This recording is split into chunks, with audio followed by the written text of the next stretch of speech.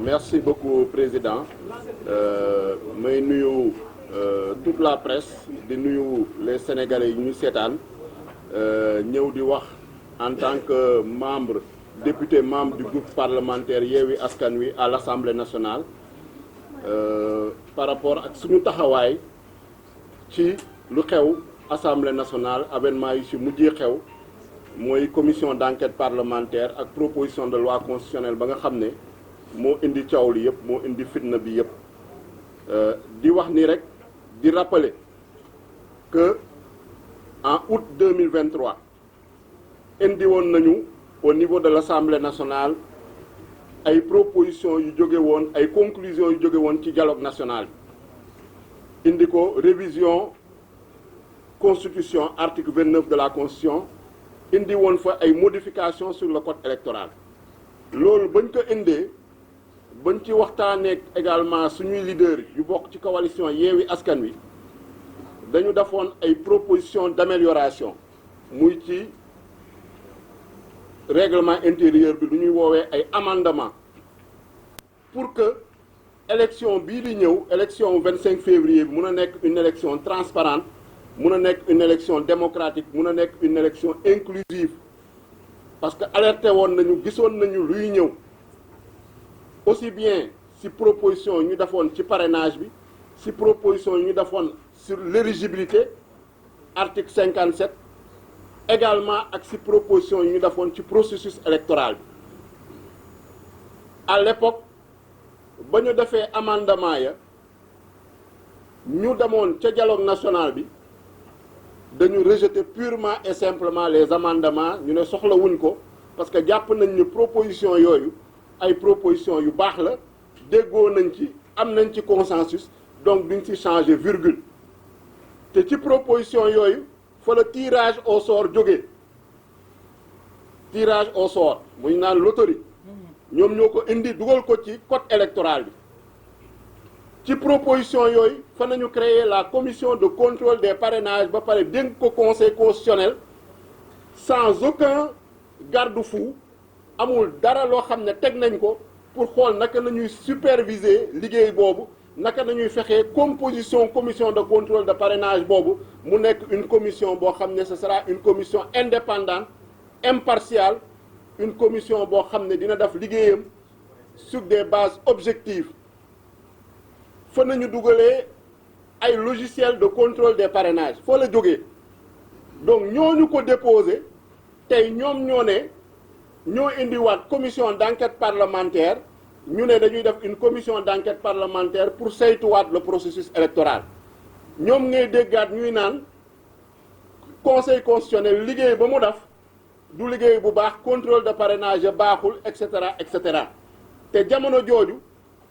ñun ba ñu indee amendement yi pour améliorer proposition yooyu ak code électoral bi ñoom dañoo bañ rejeter les amendements gouvernement rejeter les amendements ñu def recours devant le conseil constitutionnel dàq argument yu ñu ko tegaloon donc parce que lii nañu gisoon muy ñëw lii nañu gisoon muy raam te bëggoon nañ ko prévenir bëggoon nañ ko anticiper parce que loolu mooy suñu taxawaay au niveau de l'Assemblée nationale groupe parlementaire Yewwi Askan Wi avec les 39 députés ak directive yi nga xam ne ñoo ngi koy jot ci leaderu coalition Yewwi Askan Wi mooy ni lépp lu ñu gis ni day naxasal démocratie lépp lu ñu gis ni day delloo ci ginnaaw état de droit na ngeen ko xeex na ngeen ci opposé wu def le rôle de l'opposition parlementaire ci taxawaay boobu nañu nekkee woon malheureusement initiative boo jël waa Bennoo Bokk Yaakaar ak ñeneen ñoo xam ne peut-être ils se réclament de l'opposition mais amuñu taxawaay boobu ils le rejettent systématiquement te lii nañu bañoon crise yi nañu bañoon mu am par rapport ak la commission d'enquête parlementaire bu ñu indi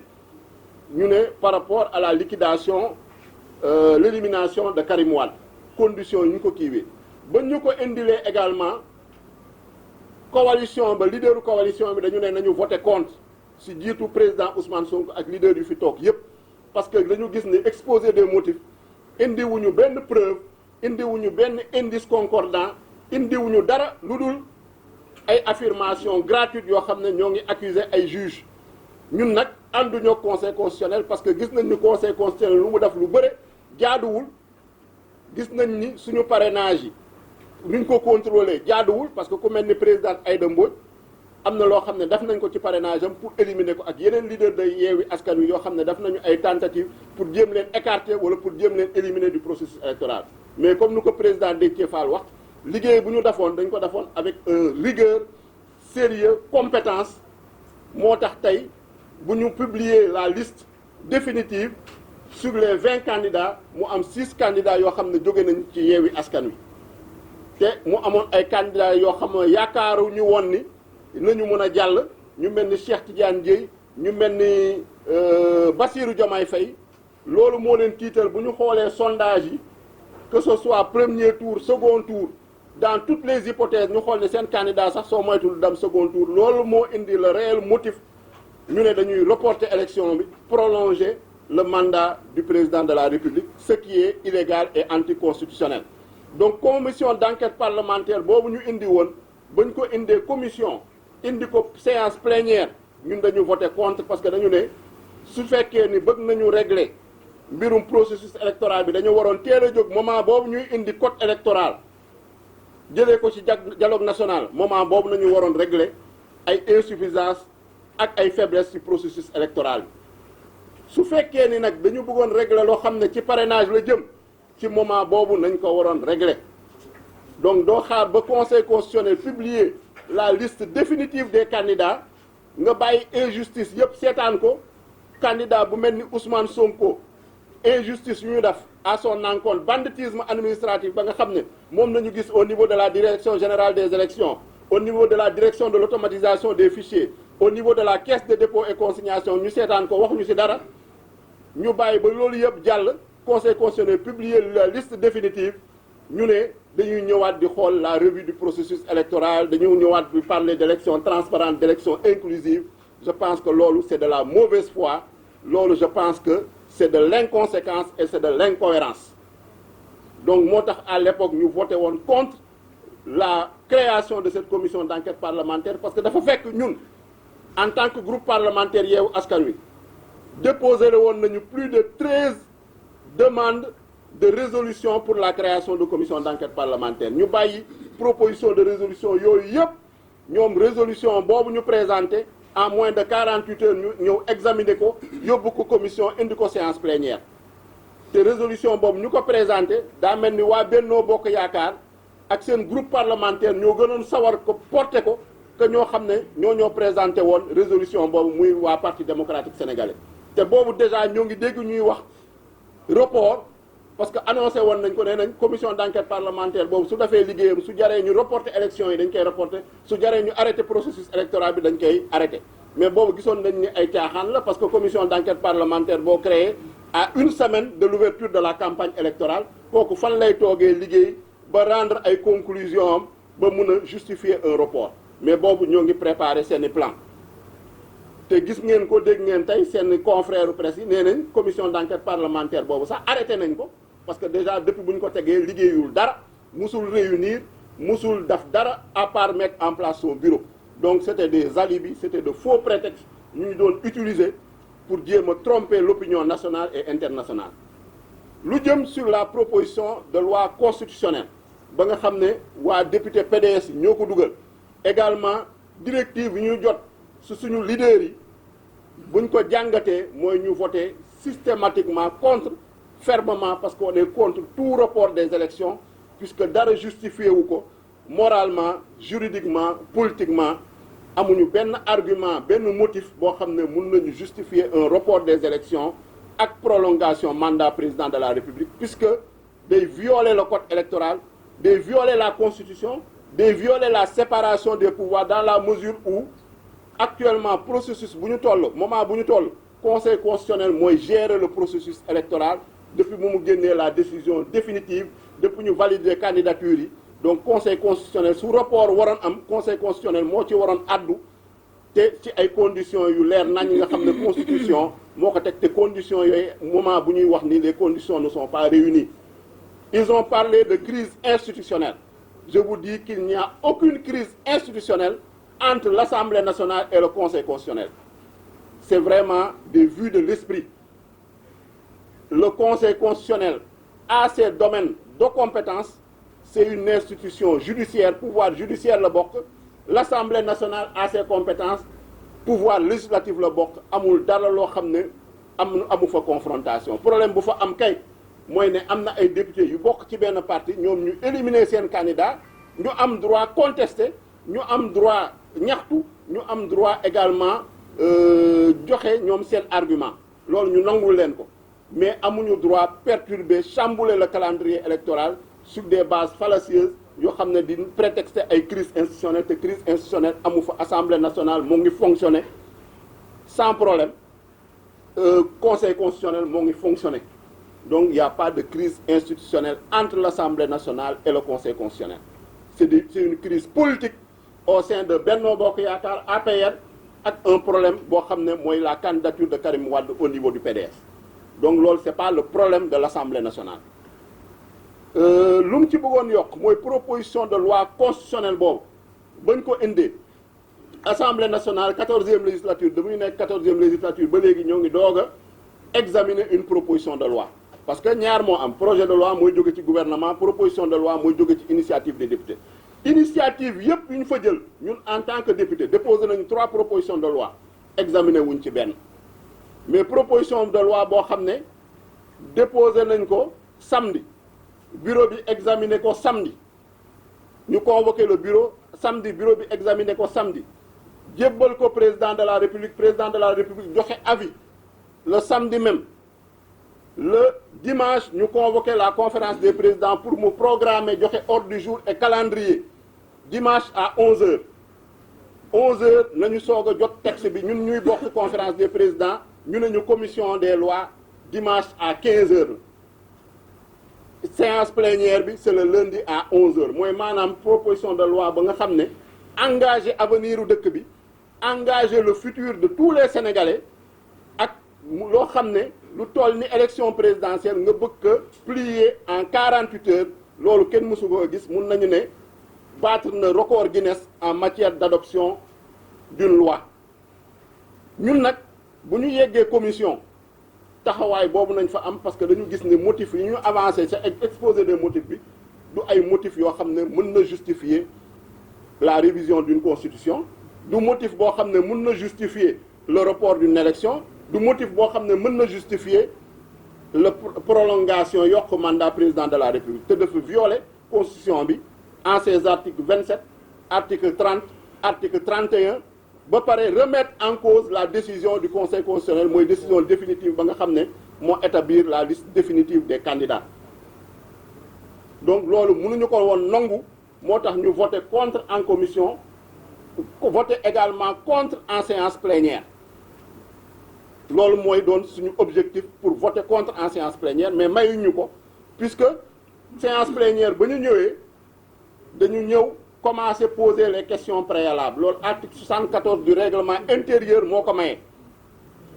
question préalable mooy loo xam ne balaa ñoo dugg ci fond wu texte bi dañuy laajte ay questions yoo xam ne suñ ko résoudre maanaam texte bi kenn mënu ko examiner sur le fond loolu nañu def au niveau de l'Assemblée nationale ba ñu paree ci question préalable député Yewwi Askan Wi ne léegi nag dañuy def ay observations sur le rapport ba pare soog a dugg discussion générale parce que règlement intérieur u Assemblée nationale noonu la tegee procédure en séance plénière ñoom ñu bañ ñu ne duñ ñu bàyyi ñu débattre dañuy def lu ñuy woowee le vote sans débat le vote sans débat nooy mun a defee révision constitutionnelle ne da ngay def le vote sans débat ñu ne nag loolu duñ ko seetaan duñu bàyyi Assemblée nationale muy salfaañe le règlement intérieur continuer di violer la constitution à travers un vote sans débat ba nga xam ne le règlement intérieur de l'Assemblée nationale prévoiru ko parce que Assemblée nationale kuréel la boo xam ne dañ fay waxtaan dañ fay délibérer dañ fay débattre moo tax ñu sanc Assemblée nationale ñu woowee ñu les représentants du peuple tànn 165 ñoo xam ne fu ne nañ leen jëlee ci Sénégal ak sa diaspora bi indi leen fa pour ñu représenter fa la nation sénégalaise la population sénégalaise donc comme mënul comprendre ñu ne Assemblée nationale dañ koy indil texte révision constitutionnelle ba pare ñu ne ko da ngay def un vote sans débat ñu ne loolu nag mënul nekk parce que règlement intérieur bi mayuñu ko da ngeen di ñu may ñu débat su fekkee ni débat yi minuit lay jeex ñun pare nañ ñëwaat suba pare waat nañ ñëwaat gannaaw suba ba fu mu yem après ñu soog a dem au vote loolu nañu bañ menacé ñu ne ils vont faire intervenir la gendarmerie ñun on a campé sur nos positions parce que position ñu campé c'est des positions de principe pour défendre le peuple sénégalais pour défendre la nation sénégalaise défendre la démocratie défendre l'état de droit parce que gis nañu proposition de loi constitutionnelle boobu lépp loo xam ne constitution la lépp loo xam ne code électoral la mu ngi koy violé te loolu tamit mënuñu ko seetaan en tant que représentant du peuple fa nañu jëlee la malheureuse décision dugal fa GIGN ak gendarmerie expulser député opposition bi particulièrement les députés du groupe parlementaire Yewwi Askan Wi expulser leen de manière violente de manière brutale en violant la constitution en violant le règlement intérieur de l'Assemblée nationale te loolu le président de l'Assemblée nationale moo jël responsabilité malheureusement Amadou Mame Diop il faut le nommer en complicité avec le groupe parlementaire Benno Bokk Yaakaar et le groupe Liberté Démocratie et Changement tere ñu participer au vote ñëpp di ko seetaan àddina yëpp di ko seetaan parmi certains députés sama collègue bi Ismaïla Diallo il a été violemment tabassé par des gendarmes brutalisé yeneen députés yi jigéen ñi mag ñi ñu brutaliser leen ñenn ñi ñu séquestrer leen man dañ ma séquestrer pendant plusieurs minutes dans loo xam ne genre cellule la woon pour ñu empêcher participer ñu au vote et dans ces conditions ñu bëgg ne ce vote là est démocratique ce vote là est légal ce vote là est légitime nga xam ne loolu dara jaaru ci yoon non seulement ils ont violé la constitution sur le fond mais sur la procédure également bu ñu utiliser pour voter ce texte de loi constitutionnelle dañoo violer le règlement intérieur et la constitution buñ ci paree nag lu ñu santoon également en rapport avec les leaders de la coalition Yewwi Askan Wi on a fait un recours devant le conseil constitutionnel